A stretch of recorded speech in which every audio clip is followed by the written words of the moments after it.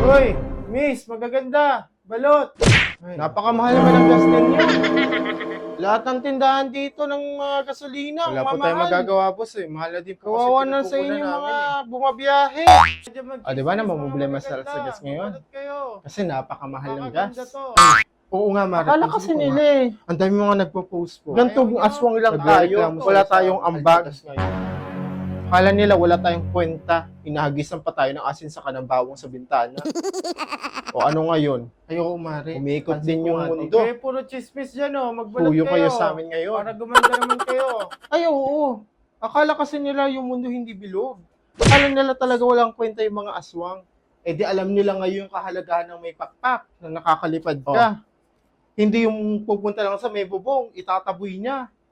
Wala naman discount yan. Bilog ang mundo. Ano nga, Mare? Baka mali pa tayo. Ano nga, Mare?